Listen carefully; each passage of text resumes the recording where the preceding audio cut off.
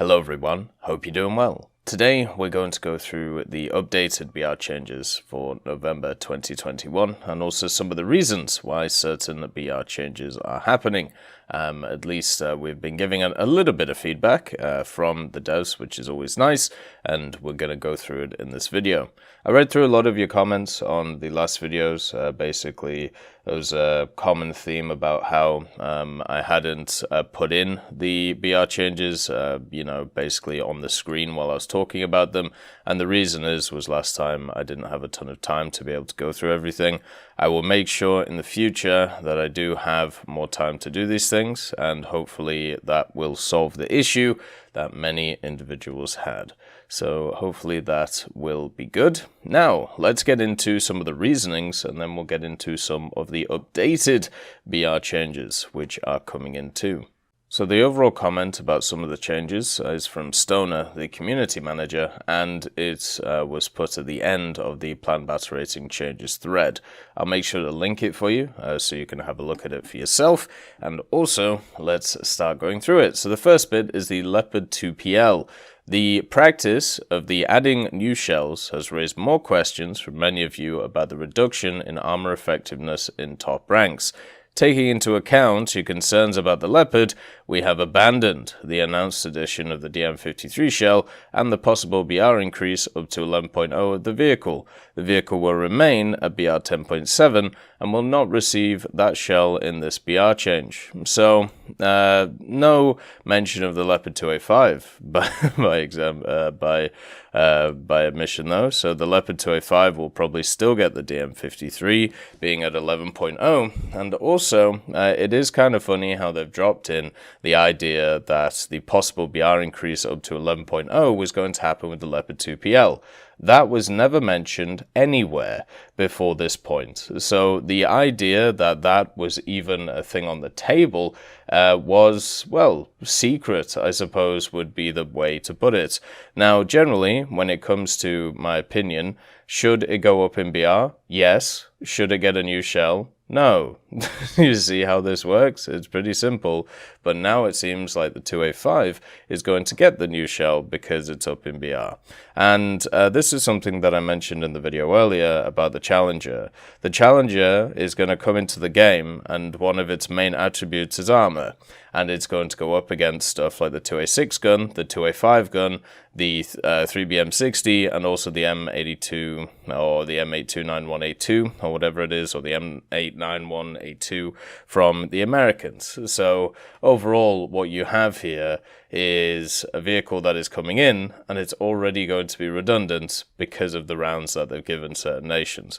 It is very obvious what they're trying to do. They're giving some of the best vehicles at 11.0 the best rounds, probably to try and push them up to 11.3, because the 2A6 specifically, and also the T80 BVM and the M1A2, if we have a look at previous talks about when it comes to BR changes, these have been some of the highest efficiency vehicles that they've mentioned in the past. So by giving them better rounds, they can bump up their BR. So the Leopard 2PL will go to 11.0, the 2A5 and 2A6 will go to 11.3, and also so the M1A2. But the problem is, they haven't done that this time, and they've only upped the BR of the aircraft in the form of the helicopters and the MiG and a few of the other machines as well. So generally, what we're seeing here when it comes to the Leo 2PL is they haven't given it the new shell, and they aren't going to increase its BR. I don't think they would have increased it anyway. I just think they would have given it a better shell. And the reason is because it's a squadron vehicle. There's no other reason why this thing's efficiency should be any lower than the Leopard 2A5. It is a Leopard 2A5, basically, when it comes to the vehicle itself. It's just the individuals who are playing it are made of different stuff. The next comment is about the Chinook 2, and there was a big discussion around this vehicle. You recommended leaving it at its current BR, and however, this tank, placed at BR 4.0, has an efficiency that exceeds the efficiency of similar vehicles from other nations at the same rank. Taking into account your feedback, as well as our own observations, the fire rate will also be increased when increasing its BR. So this I find this so odd when we have a look at these things, right? So the difference between a 4.0 to a 4.3 BR must be large enough in order for these vehicles to increase in combat effectiveness, especially when it comes to its reload, and also have to be put up in BR. This is something which we saw with the IPM-1, where the IPM-1 went from, was it 10.0 to 10.3, I believe, but they needed to give it a mega round, otherwise it wouldn't have done well at those BRs. It shows you the massive difference in just changing the range of these BRs just slightly, where now it goes up against 5.3s instead of 5.0s. And guess what's very strong at 5.3? That's right, the Germans and also the Americans. And so you'll get dragged up a lot into that BR bracket, and guess what you might fight? Panthers, which isn't very fun if the Panther players know what they're doing. So what ends up happening is this thing goes up in BR because it's smashing stuff between the 3.0 and 4.0 bracket, and to try and alleviate those, this thing has to go up to sacrifice itself to try and help those other machines. But they're trying to counter that by giving it a slightly better fire rate to help the vehicle itself. Now, as I've said with the Chino 2, for me, I run it at 4.7. I run it with the Cheeto and the Cheeto Late. And the reason is because the gun is incredibly powerful and very good for the BR. It works really well, and so for me it doesn't change too much. The main issue now with it going up to 4.3 though is the fact that it doesn't get access to a lineup which is any good. So unless they're going to put in some vehicles for Japan around that BR, the vehicle is still going to be left on an island, which it already was at 4.0, but now that island is even smaller when it comes to 4.3. So that's many people's concerns about it, and I don't blame them. It's a very good concern. It's one which should definitely be raised, and the way to fix it is more vehicles around that BR. Unfortunately, Japan didn't build any, so we're back to square one. Then they talk about the Ocelot and also the Weasel, and in general there was a question about these vehicles based on their supposed effectiveness, and some players recommended leaving it at its initial BR. But in reality, the Weasel 1A2 is currently superior in efficiency to both the M3A3 and the Dardo, while enjoying high popularity. There is a reason for raising the BR to 9.3. Ocelot will also go up in BR for similar reasons, a combination of high efficiency and also high popularity. So a lot of people are playing it, and they're all doing really well in it. Not a surprise, they're new vehicles, and they gave 3 new vehicles to Germany, so a lot of people have been playing Germany recently. Also, as we've said many times, the 9.0 lineup for Germany is insanely strong, and by adding 2 new vehicles to it, they've just made it even better. So, and guess what? 9.3 is also very strong for Germany. And also guess what? 9.7 is also very strong for Germany too, as I was playing it yesterday with the Leopard 2K and the PT-14. Incredibly good lineup, along with the TAM 2C as well, and all of the 9.3s and 9.0s that you want to bring along if you feel like it. So to see these guys go up is not really a surprise to me at all. One of the only issues that I did bring up in the original video, and still sits in my head, is the Ocelot, specifically, is a vehicle which relies quite a lot on its modifications. Its radar is still really good from, point 1, but its missiles, its first missile, is very temperamental when it comes to dealing with enemies. What you have to do is you need to try and catch them when they're at the apex of their loop, or you have to catch them going in a straight line.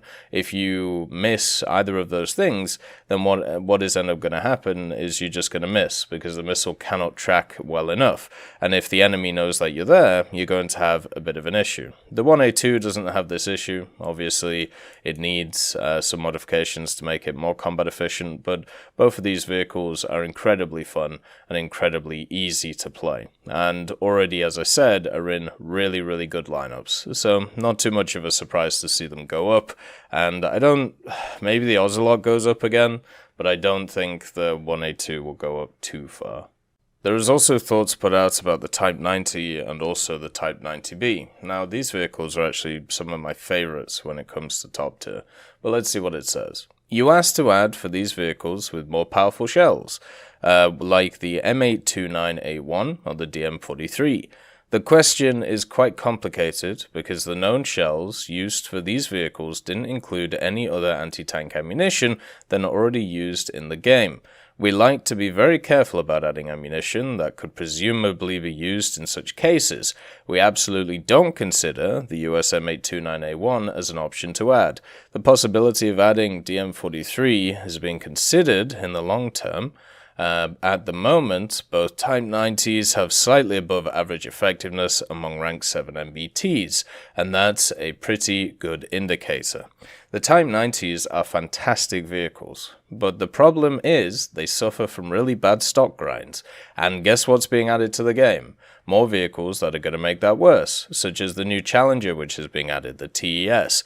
Now that thing has more chemical protection on it, and the Type 90s don't get an APFSDS until rank 3, which is the JM33, which is completely fine, by the way. It's a fantastic round, it works really well, and since the Type 90 has the 4-second autoloader, it can work incredibly well. Whoever is doubting the combat effectiveness of the Type 90 is a little bit odd. I understand the idea that they want better rounds for it, because guess what? Every other nation is getting better rounds, so why not Japan? And as I've said many times, I disagree with the decisions of giving stuff better rounds. The armor profiles of many vehicles haven't changed that much. The only thing that has changed is the addition of certain ERA packages, which still can be got through. Or, you can aim for the areas where you would aim before. So, with the armor not getting that much tankier on specific vehicles, the JM33 still does incredibly well. The Japanese Type 90s are a fantastic vehicle, and as you know, the Type 10 will be coming at some point. Whether it's this year or next year, the vehicle is going to be coming in. So it's just one of those wait and see kind of moments when it comes to the Japanese tech tree. For me, when it comes to the rounds, I understand where Gaijin is coming from. This is a really weird and wonderful topic. So technically, as has been pointed out by a decent amount of people, when it comes to rounds which are used on 120mm, especially ones which are based around similar ideas, such as the Type 90's 120 and the German 120, you have this whole thing about standardized rounds, standardized guns, NATO standards, so on and so forth. I'm not going to go into it, it's quite technical on an individual level. But the general idea is that if you have similar guns, such as 120mm, you all have a specific standard you have to meet, and therefore should be able to fire each other's rounds. So a 120mm from Japan should be able to fire the same rounds as the similar 120mm from Germany and a similar 120mm from America. Now, this could easily be true in real life, but the problem with this is if you open it up into the game of War Thunder, what ends up happening is if you do it once, now everybody's going to want everybody else's rounds because you have just broken that barrier. And this is one of the issues we've talked about many times when it comes to War Thunder. How far do you stick to specific rules? And once you break them, you know exactly what's going to happen. All of the people who have wanted these things to happen will come out of the hedgerows and they will scream their lungs out until they're given it too, because otherwise it's seen as unfair. Do you want to know a recent example of this? Israel. Now that Israel is coming into the game, all of the minor nation people have come back from under or in their caves. They've come out screaming with their megaphones about how we need their tech trees, such as Yugoslavia. Everybody loves Yugoslavia for some reason. Such as Hungary, such as Bulgaria even. I've even seen people asking for an Australian tech tree. And the reason is because of national pride and also Israel being added to the game. Now they think they have a foothold when it comes to their claims. And that is why Israel should be a minor tech tree and not a major tech tree. So my ears can stop ringing. The last one is in reference to arcade, and it is about the M26 T99, the M26 Ariete, and the M26A1. Also included in the updated BR sheet, as they are close equivalents of already modified vehicles, we thank the players who informed us about these vehicles. So yeah, basically they were changing specific vehicles when it came to arcade. Basically the M26 was going up to 6.7 from 6.3, and now the M26 T99, the DC Ariete, and the 26A1 are all going up as well. So just trying to keep them basically a similar BR, which would make sense, at least most of the time. Anyway, let's get into the other changes that are in the updated BR changes. So when it comes to the aviation one, there's a few slight changes when it comes to the updated stuff. A lot of things haven't been reverted, or I don't think anything's been reverted. There's just been a few additions to the area. So the first one is the Avenger Mark II for Great Britain. This is going from 2.0 to 1.7. This is probably keeping it in line with the American one, which obviously is in the American tech tree.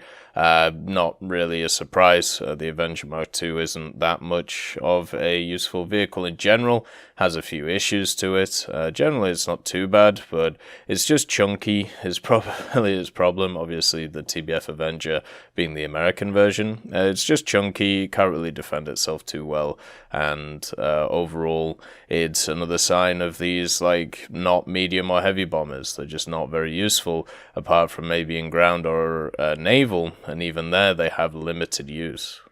The Hellcat Mark II for Britain is also coming down. This is to keep it in line with the other F6Fs, specifically the American one, which went down quite a while ago, actually. So it's kind of interesting to see how the British one of this and also the Avenger may have had higher efficiency, or nobody brought it to their attention, so maybe they just didn't know about them.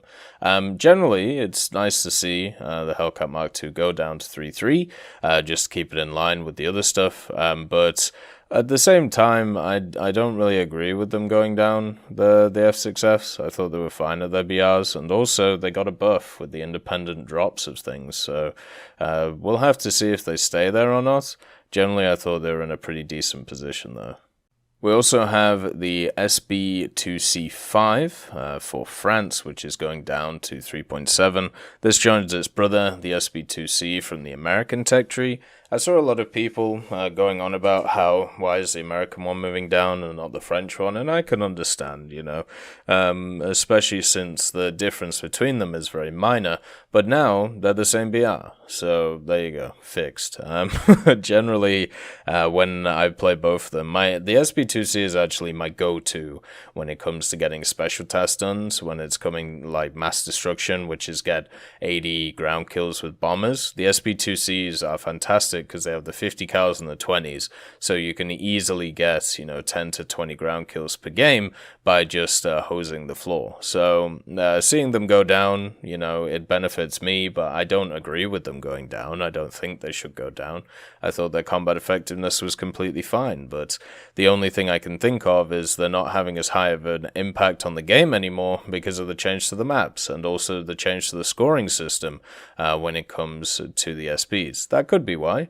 It could be many other things as well, just them not being as effective at fighters compared to standard fighters and people using them as such.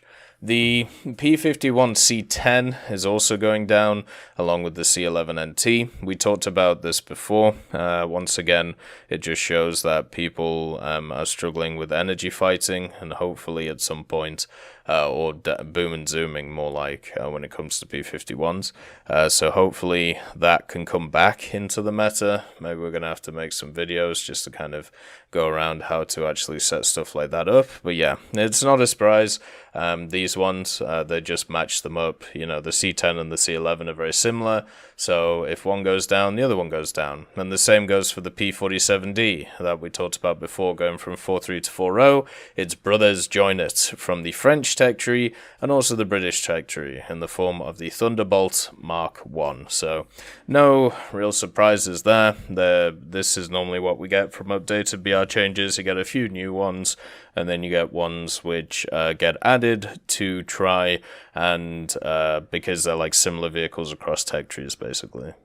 When it comes to the jet area, the 104S is still going up and the Mirages are still going down, and the MiG-23 MLD and the F-40J Kai are still going up to 11.3. They have also added 2 other jets though, which are going up to 11.3, and they're the British jets, funny enough. The FG-1 and the FGR-2 are going up. This is probably because of the radars that they actually gave both of the machines, giving them enhanced usefulness when it comes to using not just their standard IR missiles, but also their semi-active radar homing missiles. So the British Phantoms seem to be in a great place right now, at least compared to some of the other competition.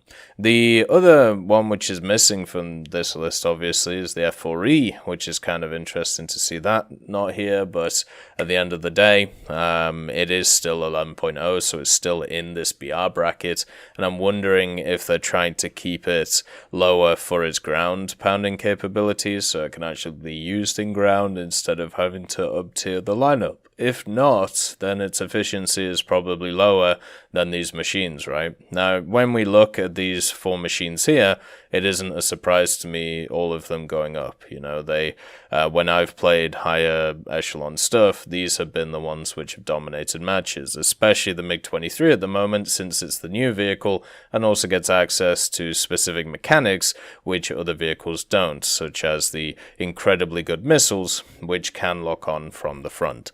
All aspects, sorry, which is, you know, the new thing which will eventually come to the game in a much bigger way. Then, when it comes to helicopters, they did say that they were thinking about putting up certain helicopters to 11.3. Looks like they've decided the K-52 is going up, the Mi-28NM is going up, and also the EC-665 Tiger UHT is going up as well. So these 3 are some of the best helicopters when it comes to the game.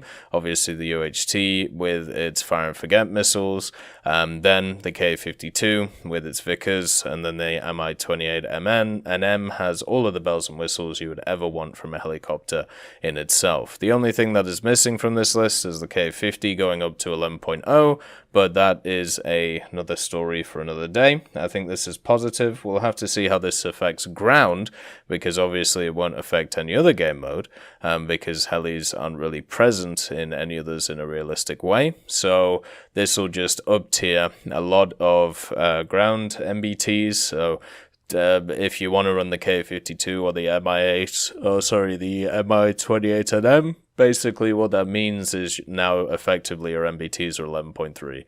So they'll stay out of that bracket of 10.3. It will be interesting to see, along with the aviation stuff, if they boost up the ground stuff to 11.3. But at least right now, there is no sign of that. I'm pretty sure they will do, though, maybe with the advent of the next update. When it comes to the ground changes, there is one notable thing. Everything else, I think, has stayed the same, and also, obviously, some emissions are not here. So, obviously, there's no ground vehicles going up to 11.3, as we talked about, but I won't be surprised to see that in the next month, especially if aviation vehicles are going up to 11.3. But one, or the only change, I believe, when it comes to realistic, I might be wrong about this, but it looks like it's the only change that we didn't talk about last time, is the PT-7657. Now, the PT-7657 is a vehicle that is now able to be ground out. I've actually been able to grind it out in the Battle Pass. I think I'm level 75 or 76. Also, you could have GE'd it. Also, it was given to CCs about maybe 3 to 4 to 5 days ago. The BR of the vehicle is going from 7.0 to 7.3. I made a vehicle on it a few days ago saying this thing is going to go up in BR, because it is. It's a fantastic vehicle. Its weaknesses also rely on the enemy team doing quite well, and if you end up in a match where these things are going rampant, it's going to be very hard for players to do well. Basically, you have to get in a plane to be able to deal with this thing. It has a laser rangefinder, it has a stabilizer, and it has the 57mm from the ZSU 57-2 with an autoloader with the AP. It's really, really, really strong. There's no other way of putting it. It works incredibly well. The only thing that it isn't great at is its general speed. but everything else is very powerful on the machine. And since you have that stabilizer and the 57, you ain't gonna get shot that much, and that is something which you know, a lot of people forget about. When it comes to stabilizers, it gives you the option to basically always have the first shot off first. And at 7.0, which is where it was before, stabilizers are not exactly common, and even at 7.3 they're not exactly common. You know, the only vehicles which have them mainly are the British, and they used to be 6.7 because of the fact that they got the stabilizer and also some changes to shells.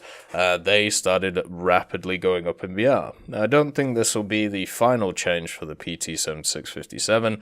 I think it will go up in BR again. It's one of those vehicles that's going to be very hard to balance when it comes to Gaijin, so all I could say is good luck. Hopefully it goes alright, and yeah, simple as that really. That is all of the changes from the updated BR changes and some clarifications and stuff, which are always nice to read. As always, I hope you have a wonderful day, and I'll see you next time. I'd just like to thank Professor X 1718, Orange Tail, Sakoshi Tiger, BRFC 15, Teddy, John Ryman, Universe A, Eugens Terry, Ambrosius McClellan, Daniel Stanton, Martinez, B. Young, and then Kyle Kin, Barine, Lafouche, and also Samuel Slick for supporting the channel.